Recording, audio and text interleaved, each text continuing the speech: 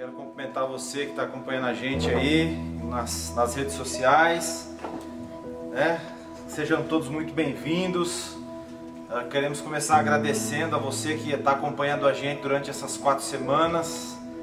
E nós estamos aqui hoje para encerrar uma parte, né? Nós estamos encerrando a ministração de junho, né? Então quero já te declarar sobre a sua vida que você está sendo curado por Deus, porque essa é a ideia dessa série, tá bom? Boa noite, paz do Senhor, irmãos, igreja. A gente está muito feliz de estar aqui, encerrando essa série de ministrações, né? Já é a parte 4. Se você ainda não viu, as outras ministrações estão disponíveis no nosso canal lá do YouTube da comunidade Esmirna. Você pode acessar, ou se perdeu alguma coisa, pode rever, pode compartilhar. E lembrar que a partir de semana que vem, do dia 1º de julho, nós temos uma nova série, vamos começar uma nova campanha sobre família. Uma campanha para fortalecer a tua família, fortalecer a tua casa. São princípios, né, sobre família, diante dessa pandemia, de que nós estamos vivendo, falando sobre crise nos relacionamentos, crise nos casamentos. Então Deus falou conosco, né, sobre essa palavra para fortalecer as famílias. Não começa a semana que vem. Amém. Família, a base de tudo. Amém? Amém? Amém. É só um cheirinho aí, a gente está com muita expectativa realmente para essa próxima série que a gente vai fazer. A próxima serão 5 semanas, tá? Nós vamos ter 5 ministrações, nós vamos ter, né, outros pastores ministrando aqui, então vai ser muito bom. Vamos, assim, você já pode colocar em oração aí, tá bom? Em nome de Jesus. Vamos lá, gente, é o seguinte, nós estamos aqui hoje falando sobre a última parte da série chamada O Perigo de uma Alma Ferida, né? Então, para isso nós usamos um texto base, né? Desde a primeira ministração, que foi há 3 semanas atrás, nós usamos o texto base que está lá em Hebreus capítulo 12, versículo 15, que diz assim, todas as semanas eu estou frisando esse versículo, justamente porque ele é a base desse assunto que a gente falou. É importantíssimo, nós vamos repetir aqui até o final. Cuidem uns dos outros. Hebreus capítulo 12, versículo 15, diz assim: cuidem uns dos outros, para que nenhum de vocês deixe de experimentar a graça de Deus. Fiquem atentos para que não brote nenhuma raiz venenosa de amargura que cause perturbação, contaminando muitos. Então nós aqui temos a ideia base dessas 4 ministrações, né, de um perigo de uma alma ferida. Nós estamos falando de doenças emocionais, feridas emocionais que podem atrapalhar a tua vida espiritual, que podem atrapalhar o teu relacionamento com a tua família, o teu relacionamento como cristão, o teu relacionamento com Deus. Ou seja, enfim, uma pessoa que tem uma alma ferida, normalmente ela tem dificuldade de relacionamentos em todas as áreas. Então nós entendemos e oramos e buscamos uma palavra para cada semana. Falamos na primeira semana, falamos que existem áreas que revelam as nossas feridas. Falamos na primeira semana sobre áreas de trevas, ou seja, sobre pecados que nós cometemos e guardamos, a gente não confessa, e a gente acha que pelo fato só de ter cometido o pecado e ficado quieto e parado de cometer esse pecado, foi suficiente. Ou seja, fizemos algo errado, roubamos alguém, defraudamos alguém, ficamos quietos ali e está tudo certo. E na verdade a gente sabe que não é assim que funciona. O tempo não cura todas as coisas. Na verdade a gente falou uma frase muito forte que eu aprendi na época que eu me converti. Diz o seguinte, que todo pecado não confessado, ele traz consigo a presença de um demônio. Então, olha como é que é forte. Um lugar onde tem trevas na sua vida, um lugar que está fechado, que você não mostrou para Deus, não veio luz de Deus, você não abriu para Deus, ele se torna um alojamento de demônios. Ou seja, existe áreas da nossa vida que tem que ser expostas para Deus e para as pessoas também. Depois falamos sobre o orgulho, que o orgulho também é uma grande ferramenta por onde normalmente o orgulhoso é um ferido, então ele usa o orgulho como uma arma para se para se vingar, para se defender das pessoas, para não se expor, para não mostrar para as pessoas a ferida dele, para não entrar em contato com a ferida.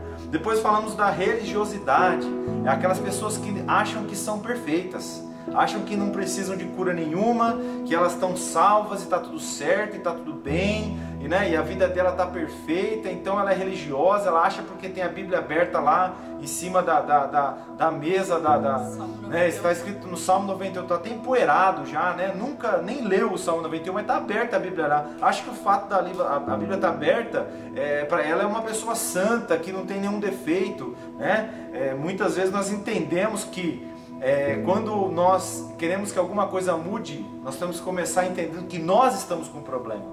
Nós temos algo a consertar. Então o religioso ele tem dificuldade de entender. Para o religioso, a pessoa sempre, o outro é sempre o defeituoso, o outro é sempre quem está errado, e ele mesmo nunca erra. Então tem que tomar muito cuidado. Na semana passada nós falamos sobre falta de perdão. Então nós mostramos o que alguém que não perdoa, qual é a consequência de quem não perdoa. Então quem não perdoa tem um aprisionamento espiritual, um aprisionamento emocional. E depois nós encerramos essa ministração dizendo que quem somos nós para não perdoarmos uns aos outros? Nós recebemos o perdão gratuitamente, então nós somos obrigados a perdoar. E aí é difícil, é uma palavra pesada, porque obrigação é perdoar. Então como eu perdoo pelo sentimento, eu estou tão feliz hoje que eu perdoo todo mundo. Não é um sentimento. Perdão é uma decisão, não é eu estou me sentindo bem hoje, eu vou perdoar, não. Então nós temos que perdoar, independente do nosso sentimento. E às vezes nós podemos medir isso com o tempo. Quando você lembrar de uma situação que você passou, que te feriu, e você ainda sente tristeza, libere perdão novamente. Então a cura, às vezes, ela é um processo, ela não é instantânea. Mas a libertação é instantânea, a libertação espiritual é instantânea. Mas você vai aos poucos sendo curado, conforme você lembra. O dia que você lembrar de alguma coisa que aconteceu com você, e você não sentir mais nenhuma tristeza, nenhum aperto no peito, ou algo que você fez contra alguém também, quando você sentir que, lembrar com aquilo não te doer mais, é um dos sinais, tá gente? É um dos sinais. Não quer dizer que 100% das vezes é assim. É um dos sinais que você está curado na área do perdão. Amém? E hoje nós vamos falar, para encerrar, conforme nós anunciamos na semana passada, nós vamos falar a quarta ministração, ela é justamente o contrário. Até agora nós mostramos qual era o perigo de uma alma ferida. Alguém que não perdoa, alguém que esconde os seus pecados, alguém que não tem uma vida transparente, alguém que carrega mágoa, carrega falta situações que não foram resolvidas.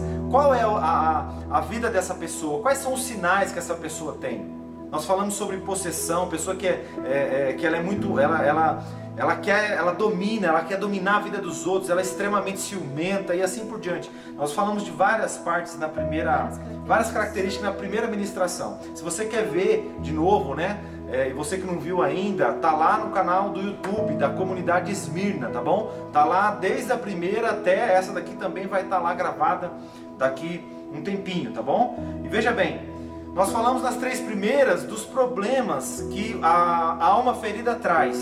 E nós queremos hoje encerrar essa série, mostrando qual é então, se existe um perigo numa alma ferida, existe um poder numa alma curada. Então hoje nós vamos fazer um paralelo para encerrar, onde nós vamos mostrar pessoas na Bíblia que tiveram problemas sérios. E elas conseguiram vencer esses problemas. Elas foram atacadas e prejudicadas. E elas conseguiram ultrapassar as mágoas, os traumas. E elas conseguiram vencer. E isso ficou registrado na Bíblia. E hoje para nós, essas pessoas aqui são exemplos que a gente tem que seguir. Então nós vemos na vida dessas pessoas o poder de uma alma curada.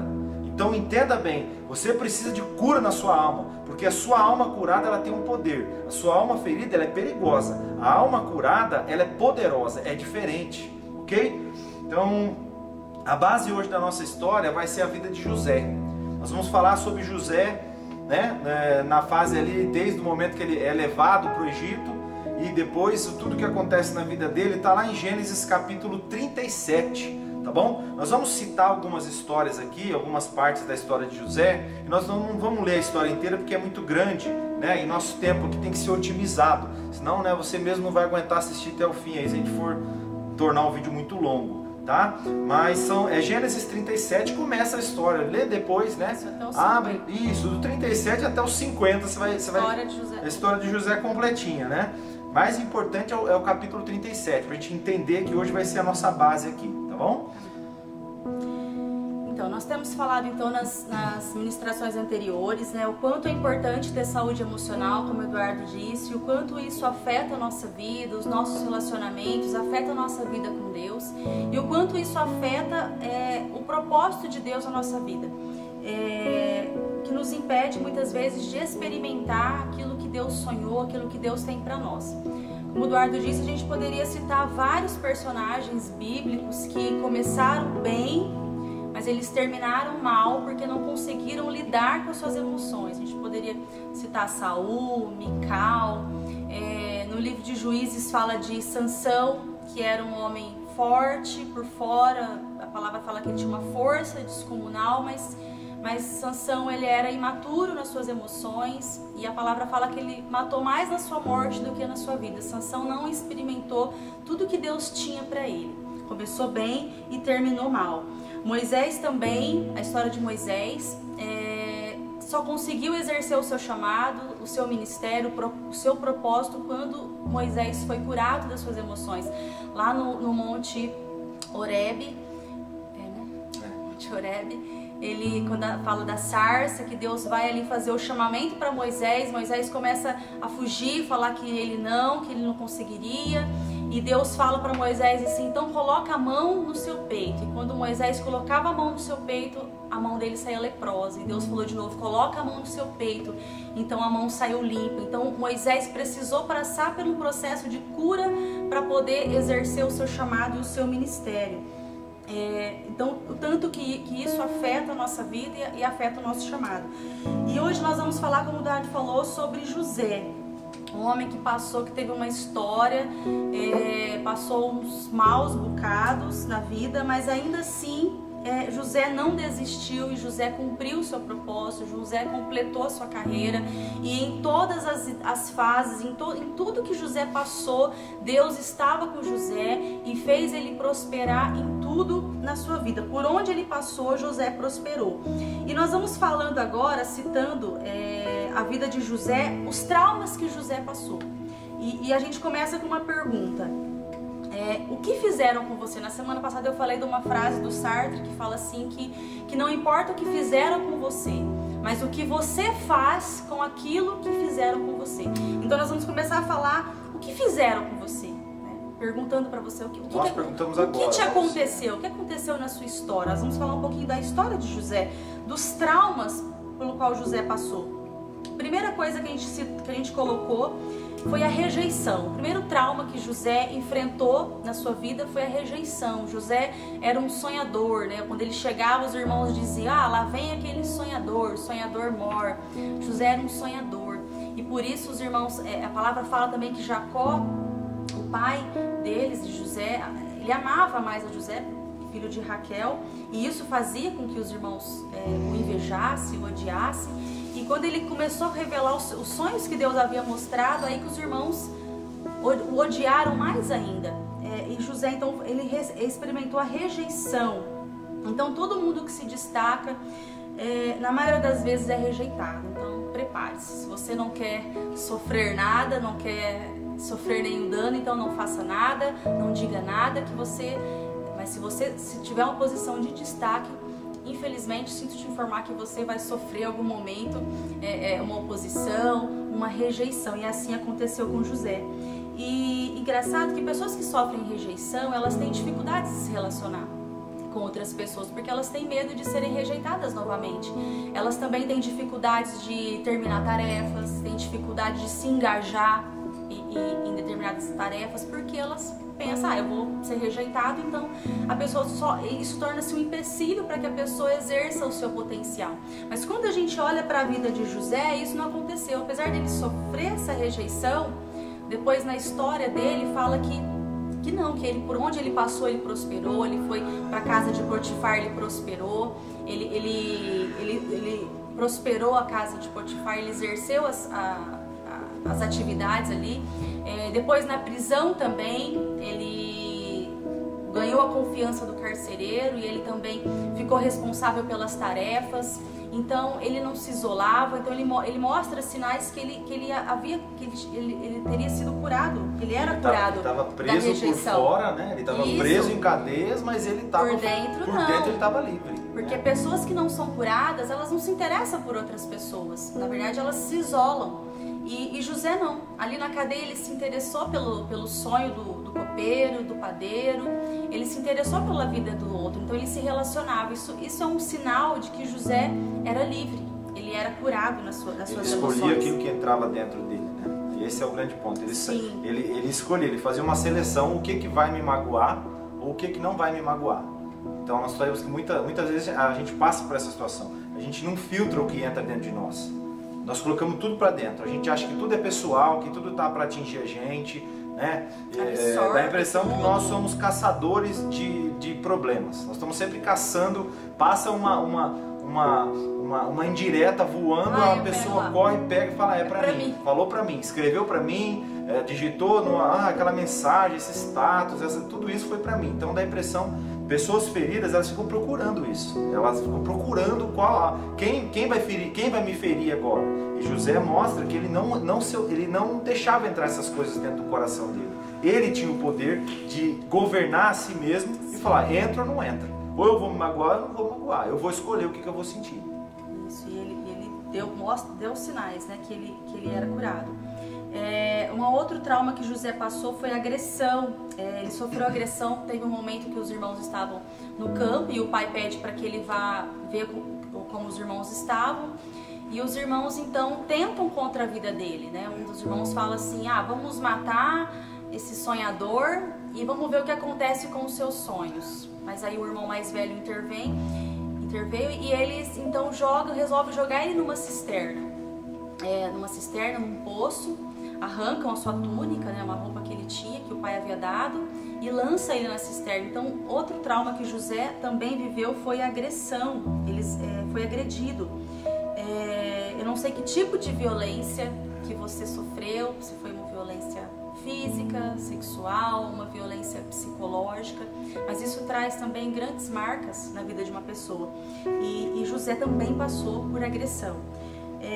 Depois eles resolvem então não matá-lo, mas eles vendem ele como escravo e ele é dado como morto a seu pai.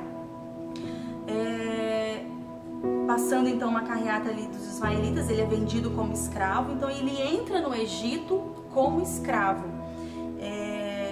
Ele entra com uma posição inferior, uma situação de humilhação. Ele foi vendido e entrou em uma posição inferior, como escravo. E pensando nisso, quantas vezes as coisas não saem como a gente planeja? A gente às vezes faz uma faculdade, a gente se forma cheio de expectativas, cheio de planos, né? Pensando que a gente vai ter uma posição importante, condizente com a nossa formação, mas isso não acontece e a gente fica frustrado.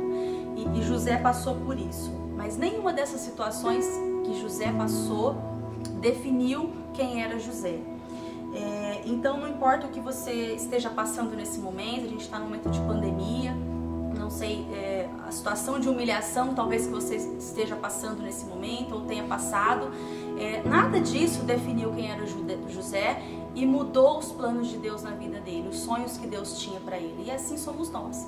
Não importa a situação que você viveu, que você passou, mas isso não define quem você é e isso não muda os planos de Deus, os sonhos de Deus na sua vida.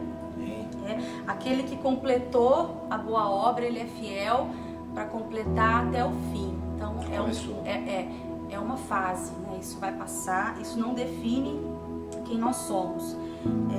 Uma outra situação que José passou na sua vida, um outro trauma, foi calúnia. José foi vendido como escravo. Potifar, que era um capitão da guarda do Egito, compra José e põe ele como servo, como empregado na sua casa, e logo José prospera as coisas de Potifar e ele deixa tudo nas mãos de José. Mas a esposa dele se apaixona por José. Mas apesar de José estar longe da sua família, longe da sua terra, José sabia que Deus estava com ele e isso não mudou quem ele era, os seus princípios, o seu caráter. E José permaneceu firme. Mas essa mulher insistiu e e armou para ele uma armadilha e ele fugiu, claro, mas ainda assim ela mente, ela arma uma situação como se ele tivesse atacado. Então ele sofre também calúnias, né, mentiras, e isso faz com que ele seja preso injustamente. Então, ser preso por cometer um crime já é algo muito difícil. Imagina ser preso injustamente. Então José também passou por isso, por essas várias situações. E assim, o que a gente quer dizer com todas essas situações que José passou? A gente não quer minimizar a dor, não quer minimizar o sofrimento, dizer que não é importante a sua história, que não é importante tudo isso que José passou.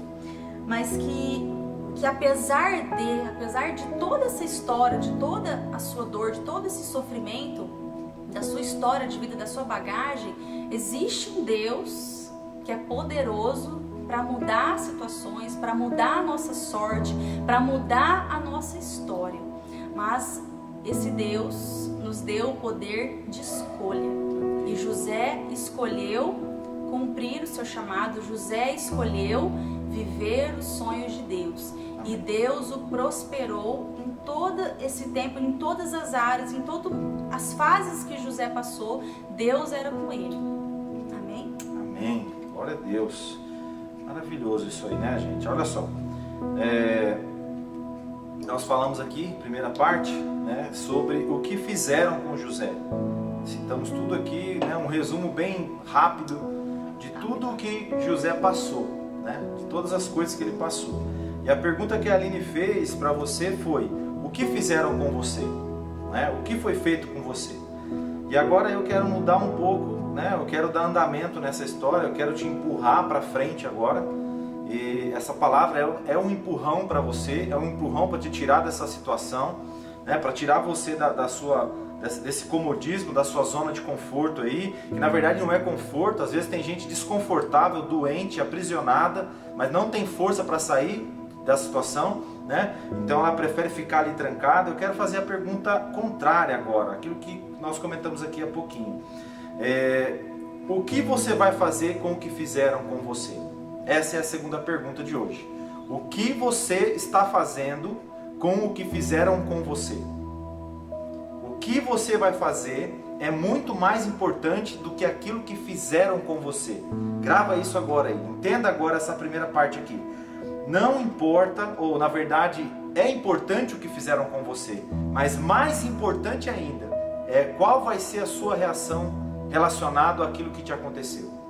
Para agora aí no seu lugar onde você está assistindo essa mensagem e pensa um pouquinho como você está reagindo às situações ruins que você passou. Como as situações ruins que você viveu modificaram o teu comportamento. Você hoje fala que você é uma pessoa que não precisa de cura, que está tudo bem, mas você se frustrou no relacionamento e hoje você não quer intimidade com mais ninguém. Ou seja, algo te aconteceu que modificou a tua estrutura de pensamento, modificou a tua estrutura de sentimento, modificou o teu comportamento no final das contas. Então, veja bem, tudo aquilo que acontece com a gente, dependendo do que eu faço com isso, me transforma para melhor ou para pior. Me estraga ou me torna uma pessoa mais forte. Todas as lutas que nós passamos, gente, grava agora essa palavra. Todas as lutas que nós passamos, todas as dificuldades que nós passamos, elas nos fortalecem. Essa deveria ser o nosso pensamento.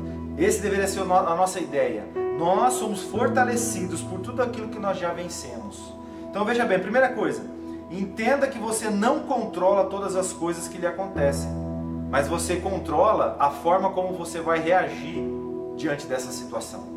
Você não tem controle. José não pôde evitar de ser lançado, de ser odiado pelos seus irmãos. Ele não pôde evitar de ser traído, invejado pelos seus irmãos. José não pôde evitar com que seus irmãos jogassem ele dentro de uma cisterna. José não pôde evitar de ser vendido para uma caravana dos midianitas que levou ele como escravo. Ele não pôde evitar de trabalhar como escravo dentro da casa de Potifar. Ele não pôde evitar o assédio da mulher de Potifar. Ele não pôde evitar a calúnia da mulher. Ele não pôde evitar de de ser expulso da casa de Potifar. Ele não teve como se defender e dizer, poxa, essa mulher, não, ele não teve essa escolha.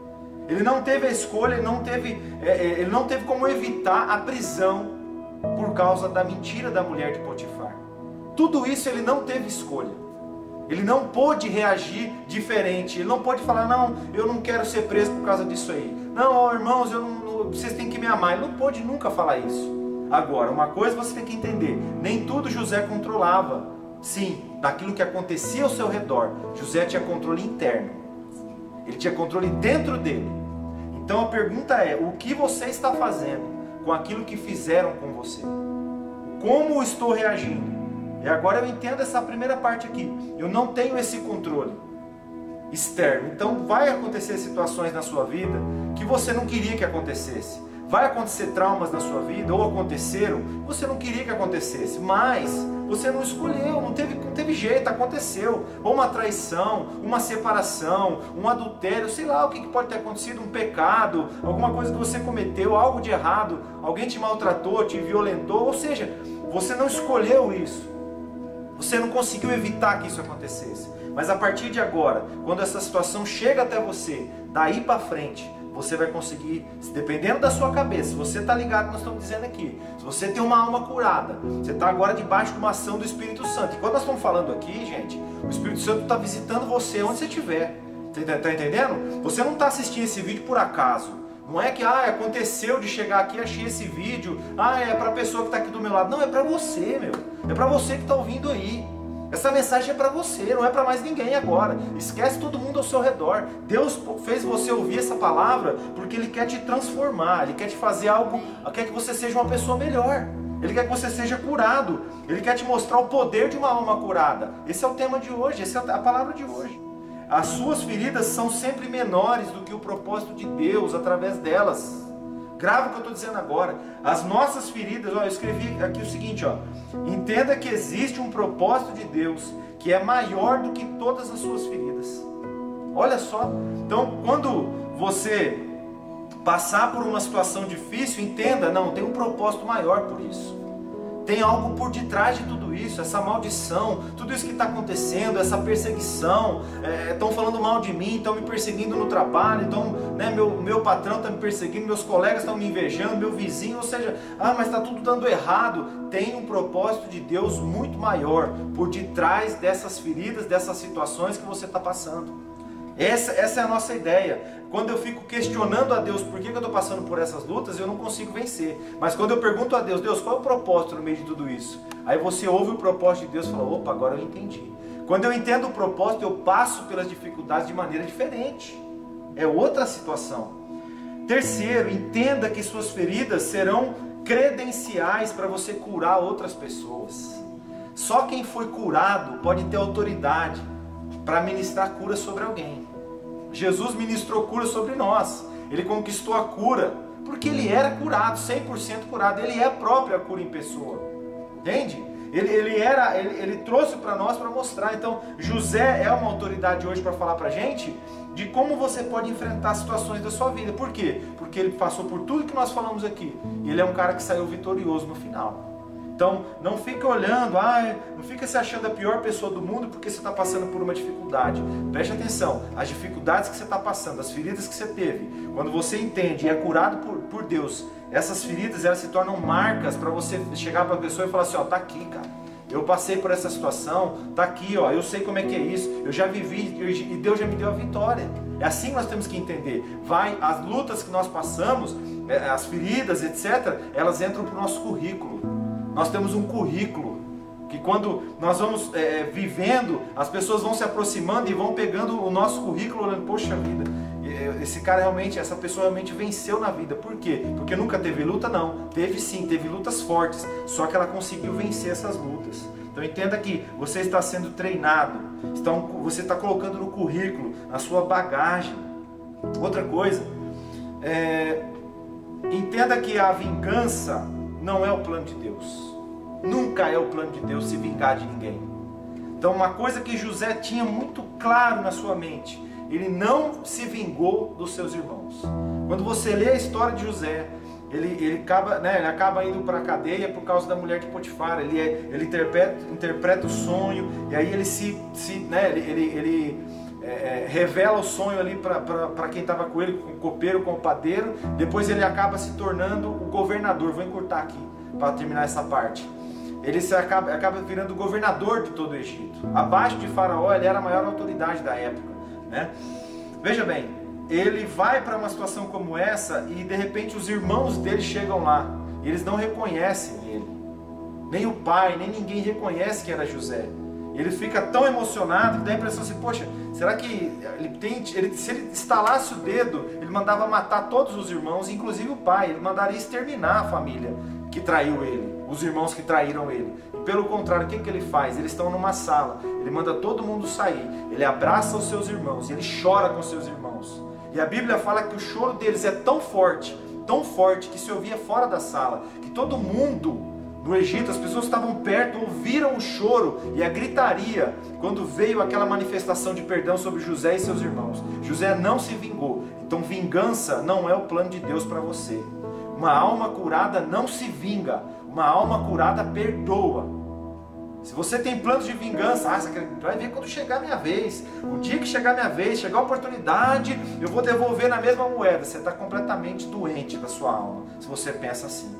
Então não guarde a mágoa para depois querer revidar. Enquanto você estiver magoado, é você que vai estar morrendo. E se você revidar, você vai morrer de novo. Então não guarde isso, não pense que esse é o plano. E preste atenção, José não teria virado governador do Egito se ele não tivesse entendido o projeto de Deus por todas as lutas que ele passou. Ele não viraria o governador do Egito. Tudo isso treinou José até a hora dele virar o governador do Egito. Então todos os dias, todas as batalhas que você vive na sua vida, por menor que seja, por maior que seja, todas elas estão preparando você para um destino melhor. Todas elas estão treinando e fortalecendo você, estão esticando o seu couro, estão engrossando o seu couro, para na hora que você chegar na hora de tomar a posse da tua bênção, você está preparado, você está revestido, você é poderoso naquele momento. Por quê? Porque a luta te fez forte, a luta não te fez raivoso, iracundo, amaldiçoador, não. A luta te fortalece, te forma uma pessoa mais forte para você desfrutar daquilo que Deus tem para a sua vida, em nome de Jesus. Não, pensar que não é o fim, você está vivendo o que você viveu, não é o fim da sua história. É o meio. É o meio. É apenas um meio. O final é bênção. Deus não planejou a maldição para ninguém. Mas o final de tudo isso vai ser bênção, em nome de Jesus. Para finalizar então, baseado em tudo que a gente falou nessas ministrações, nas 4 ministrações, nós estabelecemos aqui alguns conselhos práticos para conquistar e manter a cura e restauração das emoções. Lembrando que eu falei na outra semana que a cura é um processo. Primeiro então, admita que existem áreas de feridas e situações que precisam ser resolvidas, que estão comprometendo sua saúde emocional. Negar, colocar as coisas debaixo do tapete, isso não gera cura. A gente precisa admitir, culpar os outros, isso, jogar a responsabilidade para os outros. A gente precisa saber a nossa responsabilidade, que nós temos a escolha, e nós precisamos reconhecer que nós precisamos ser curados, que nós temos áreas que precisam ser tratadas.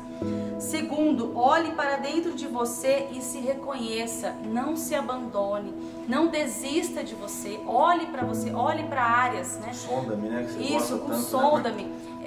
Lembrar do quartinho do fundo que a gente não quer abrir, que a gente não quer mostrar. Abra esse quartinho para que entre a luz de Deus sobre elas. Amém? Terceiro, identifique a raiz do problema ao invés de ficar lutando apenas com os sintomas.